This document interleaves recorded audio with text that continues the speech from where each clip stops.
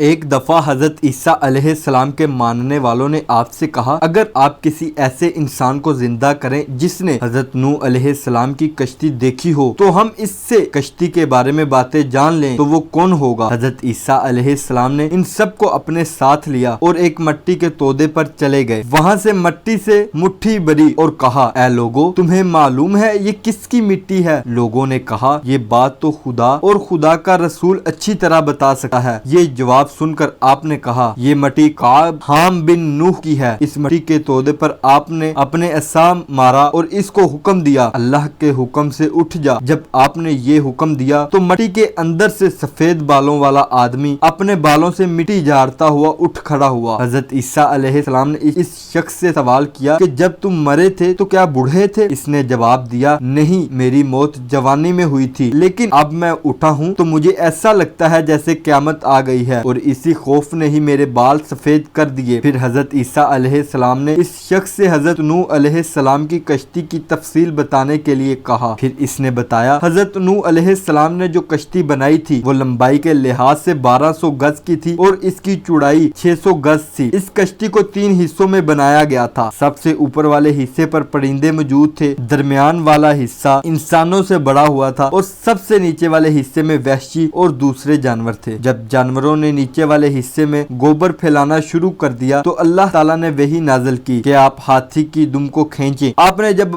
دم کھینچی اور اس کے اندر سے نر اور مادہ چوہے نیچے گرے اور اس کی غلاظت کی طرف بھاگے، لیکن جب چوہوں نے لکڑی کو کاٹنا شروع کر دیا تو اللہ تعالیٰ نے حکم دیا، شیر کو اس کی آنکھوں کے درمیان مارو۔ پھر آپ نے اس کو مارا، اس نے چھینک ماری تو اس چھینک سے بلی کا ایک جوڑا پیدا ہوا اور اس نے چوہوں کو کھا لیا۔ اس سے آگے آپ نے پوچھا، حضرت نوح علیہ السلام کو یہ بات کس طرح معلوم ہوئی کہ سارے شہر برباد ہو گئے ہیں؟ تو اس شخص نے تفصیل سے بتایا کہ حضرت نوح علیہ السلام نے ایک کوے کو کہا تھا کہ وہ جا کر شہر کے حالات کے بارے میں پتہ کر کے آئے۔ جب اس نے زمین کی طرف دیکھا تو ہر طرف مردے تھے۔ وہ ان مرداروں کو دیکھ کر ان کو نوچنے کے لیے نیچے چلا گیا۔ حضرت نوح علیہ السلام نے بد دعا کی، اس کو خدا کا خوف کیوں نہیں آتا؟ اسی وجہ سے ہی کوا گھروں سے اتنا دور ہوتا ہوا۔ پھر آپ نے کبوتروں کو حکم دیا کہ وہ جا کر زمین کے حالات کی خبر لائے۔ کبوتر زیتون کا پتا اور اپنے پروں میں مٹی لگا کر واپس آ گیا۔ حضرت نوح علیہ السلام نے اس کی یہ حالت دیکھ کر اس بات کا اندازہ لگایا تھا کہ طوفان الہی نے زمین میں رہنے والوں کو غرق کر دیا ہے۔ اس کے بعد آپ نے کبوتر کے لیے محبت اور لگاؤ کی دعا کرتے ہوئے اس کے گلے میں سبز ہار ڈال دیا، اور اس کی وجہ سے ہی آج کبوتر انسانوں سے اتنا قریب ہے۔ پھر حواریوں نے کہا، اے خدا کے رسول، ہم اس شخص کو اپنے گھر لے جاتے ہیں، وہاں ہم اسے اپنے ساتھ بٹھا کر باتیں سنیں گے۔ تو آپ نے کہا، یہ نہیں ہو سکا، کیونکہ خدا تعالیٰ نے اس دنیا سے اس کا رزق ختم کر دیا ہے۔ پھر آپ نے اس سے کہا کہ خدا کے حکم سے واپس چلے جاؤ۔ وہ دوبارہ اپنی قبر میں چلا گیا اور مٹی کا ڈھیر بن گیا۔